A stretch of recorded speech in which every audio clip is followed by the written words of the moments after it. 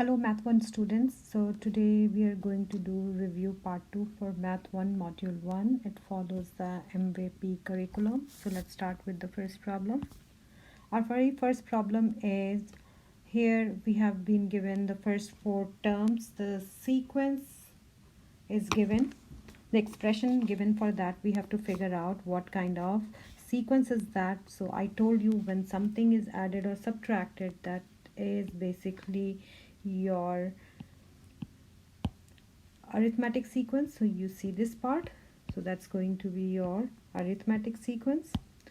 All right, this will help you to figure out. So it's arithmetic, so we write it's arithmetic sequence because this is telling us that it's starting with -4 and then each time you have to take out 2 from that. So it's growing, like it's getting smaller, but every time you need to take out 2.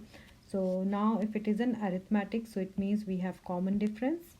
So common difference D is what? -2 is going down by 2. And if I have to write the explicit and recursive rule, so recursive, this when it talks about the first term, something is like this, that's your recursive. So they don't say it here, expression, rule, everything they're the same. So we just copy down because that's given in the question itself. F of n is f of n minus 1 minus 2. And I have to write the explicit rule. For explicit rule, if it is a arithmetic sequence, I told you that's f of n is f of 1 plus d times n minus 1. Just plug it in. So it's going to be f of n. First term is what? -4. And d is what? -2 and n minus 1. So we write that. So f of n is -4 minus 2 times n minus 1. And if I have to complete the table, first term, second term, third term, fourth, and fifth. How do I do? I can either use the explicit formula or I could, that was equal here, or I could simply see that it's starting with -4 here, so -4, and I can build on based on the common ratio, common difference example that you have to again subtract 2. That's -6, again -8, -10, -12. That way the sequence is growing. All right, so let's move to the next question. Next question is, I know only the given graph. What do I know? So graph, I have to figure out what kind of sequence. So why not to create a table first? Let's see.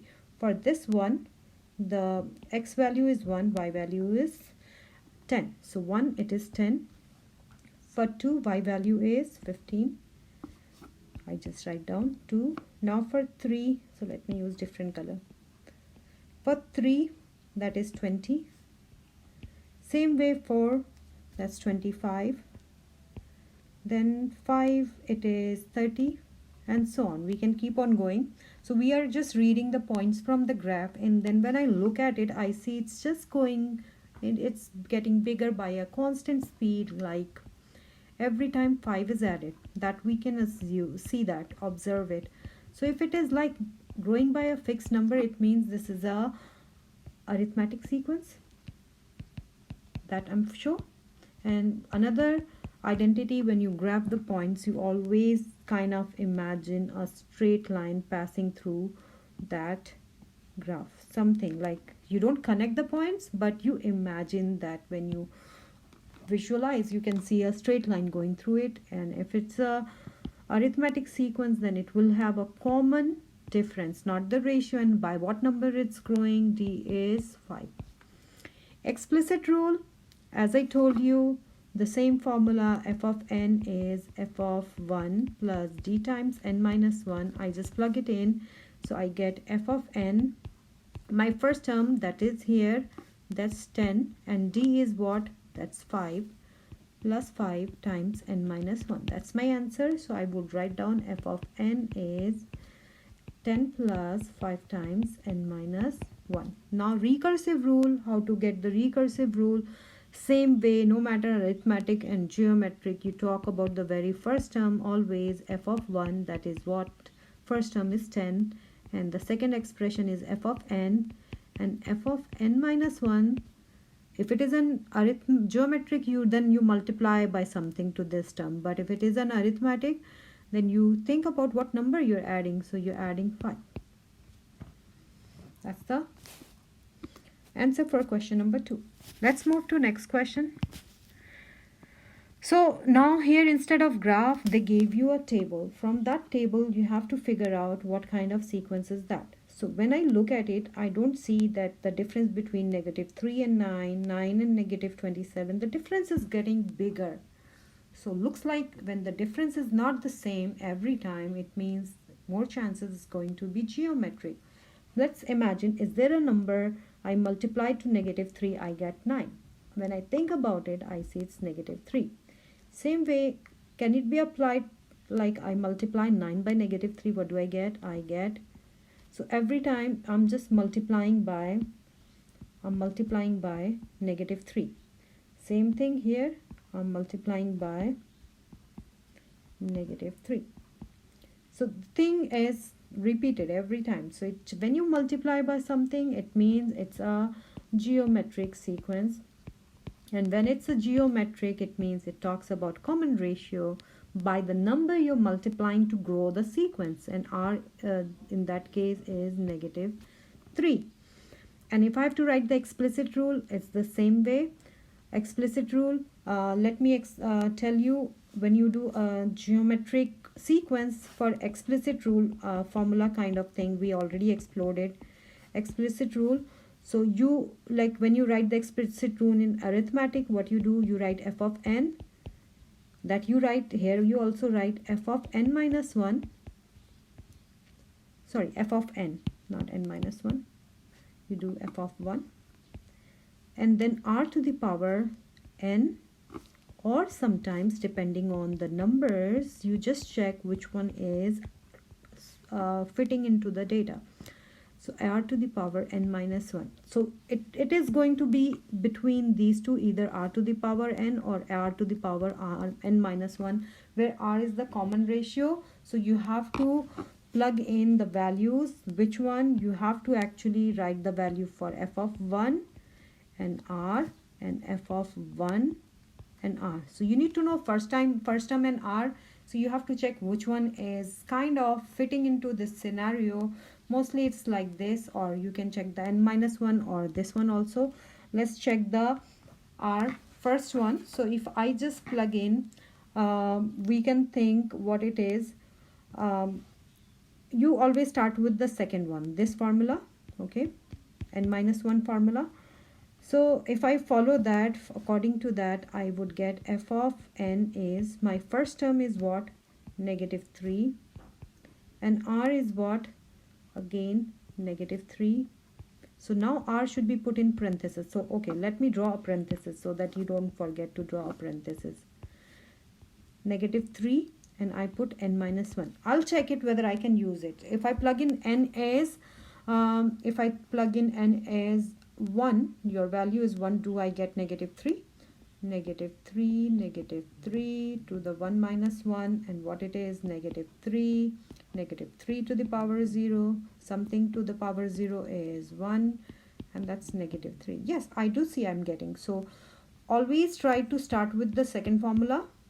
If that works, good. If that doesn't work, means you need to, so you have to basically start trying with this one. If doesn't work, then you try the other one. So you have to just substitute here. Explicit for this, I am getting, my formula is f of n is equal to -3 times -3 to the power n minus 1. That's my formula. Now recursive rule, same way we did arithmetic. F of 1, talk about the very first term, what is the number it's starting with, f of 1, and then you tell, are you multiplying by what, you dividing by what. F of n is f of n minus 1, and you just say what each time you're multiplying by what, you're multiplying by -3. So you just multiply by that number, -3 times f of n minus 1. So that's your answer for question number 3. Let's move to the next part. So in review, here we have inserted some solving equation problems. So what you can do, you can simply solve it. My first question, 10 minus 5x equal to -5. So what I do, I have to solve it for x, so I would get rid of this negative 10. So I subtract 10 to the both sides. I'm getting negative 5x equal to negative 15. Negative 5x equal to negative 15. I need to get x, so I divide both sides by negative 5. And what do I get from here? I get x equal to 3. That's the answer. And whenever you get answer, plug it in and check it. Let's do the second one. Here for this one, 2x is negative 2 is 3x plus 1.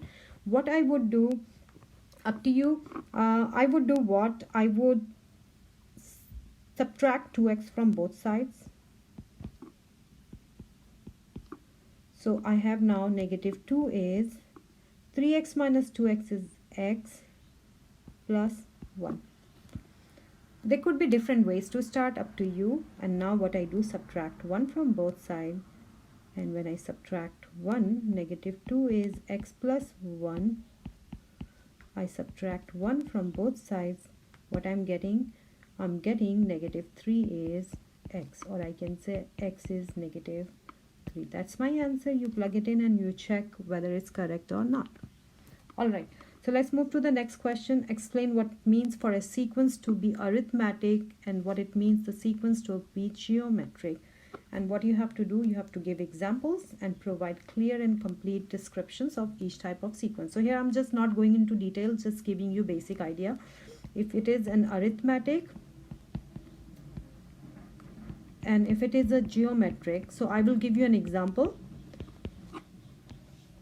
Arithmetic, if it is 5, then if you add 5, it gets 10. Then again you add 5, it is 15, 20. We already did a problem like this. And geometric means 5. Now you're not adding 5. So here you were adding 5. If it is 5 and you get 50, then you get 500, you get 5,000. So you see, you're not adding 5, nothing adding or subtracting will work here. Actually, you're multiplying by 10. Each time you're multiplying the previous number by 10. That's an arithmetic, alright? And I could take another example here, that is, if I have 20 and I take out 2, I have 18, I take out 2, so that's an example. First example, this is second. If I take out 2, then if I take out 2, alright, and so on. So here we are subtracting 2 each time, alright. So whatever we are doing, that's the common ratio. So here you will have common ratio. And geometric you have common difference, not the ratio, common difference. And here you have common ratio. Alright, so here what I can say, this one D is 5 and here D is negative 2 because I'm subtracting, so it's negative 2. And in this case my R is what? 10. But if I take another example, if it is if I take it 200, then it's 100, then it's 50. I see every time it's dividing by 2 or multiplying by half. So R is what? Half. You're making it half. I hope this you understand it. I included the basic explanation. Please let me know. If you have any question, please subscribe the channel. Thank you so much. Stay safe.